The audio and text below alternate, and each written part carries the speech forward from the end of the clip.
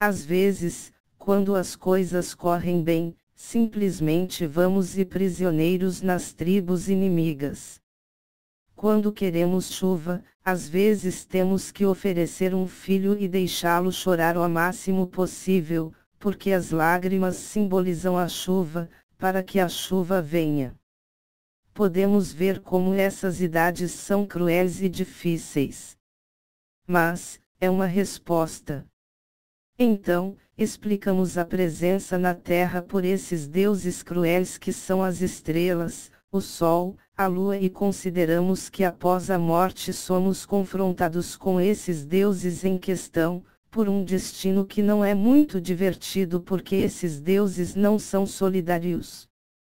Vemos que essa era é sempre uma idade da infância, porque não havia dúvida, naquele momento, de criticar de qualquer maneira.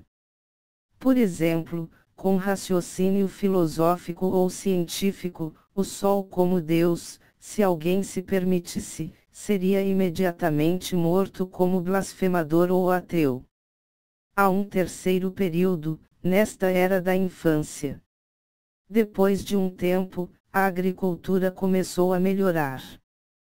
Começamos a classificar as sementes melhor. Tínhamos animais que eram mais produtivos. Então a fome começou a se afastar. As pessoas tiveram mais tempo para pensar.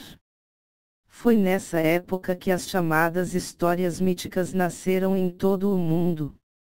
Isso significa que, tendo tempo, as pessoas que tinham a mentalidade de que agora diríamos que as crianças inventaram centenas de contos, chamados mitos, para explicar sua presença na Terra.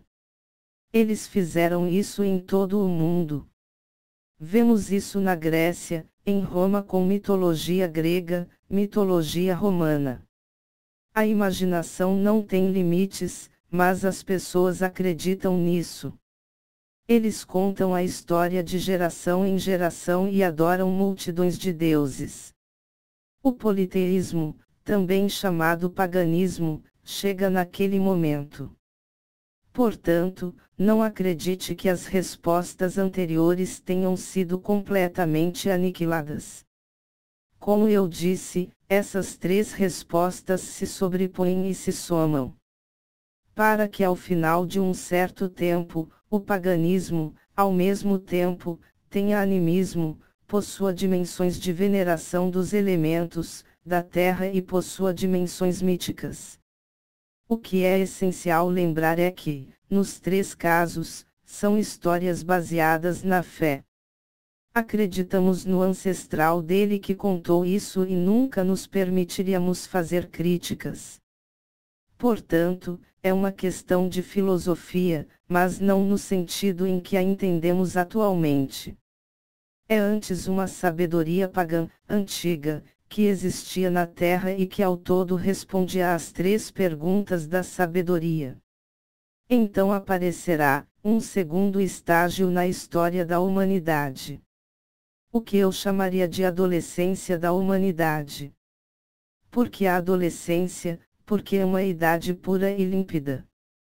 Quando damos lições aos adolescentes e conversamos com eles sobre coisas de forma realista, por exemplo, contamos a eles, esta tabela existe ou a psicologia das meninas que você vê que não é a mesma coisa, em geral, não o tempo todo, mas em geral o dos meninos, eles parecem ingênuos, simplesmente o real e não têm dificuldades. A adolescência é uma idade cristalina, quando você a entende assim.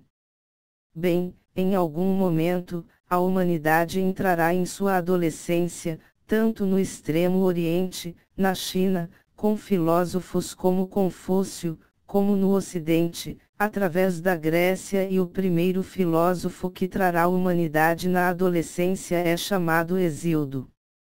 Não devemos acreditar que ele da noite para o dia inventou a filosofia racional como é atualmente pensada. Não? Hesíodo, ele ainda vive em idade, eu diria, mitos, mas ele tem uma ideia surpreendente para a época. Ele decide separar os deuses gregos. Isto é, ler mitologias gregas, ver aquelas repetidas, duplicadas e eliminar deuses que não existem ou que têm o mesmo nome que outros deuses. Então ele escreveu um livro chamado Teogoni. Afinal, não importa o livro dele. O importante é que, com Hesíodo, um primeiro olho de filosofia se abra. O olho da razão crítica. Isso significa que ele não se contenta em repetir, com medo, os mitos contados por seus pais, mas que ele se dá o direito de criticá-los, de separá-los. Portanto, certamente permanece nos mitos, mas é um primeiro passo para o Ocidente.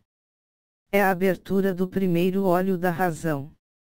Por que digo que é a abertura de um primeiro olho? Porque a filosofia grega, de fato, gradualmente abrirá os dois olhos. Nas moedas de €1, na Grécia, vemos que uma coruja é representada. A coruja é o símbolo da filosofia grega, como a originou no Ocidente e como os outros países do Ocidente. Por quê? Porque a coruja não vê o dia, vê apenas a noite. Um pouco como a filosofia que não vê a explicação de todas as coisas, mas que tem os olhos abertos para ver, em qualquer caso, o que pode ser considerado visível neste mundo. O primeiro olho da filosofia é o pensamento crítico. Isso significa que o filósofo não acreditará sistematicamente no que seus pais lhe disseram. Ele quer olhar, ele quer classificar, ele quer dar uma olhada no que ensinamos a ele. Mas o segundo olho da filosofia não é Hesíodo que abrirá. Outro filósofo mais tarde chamado Sócrates. É o olho da observação da realidade.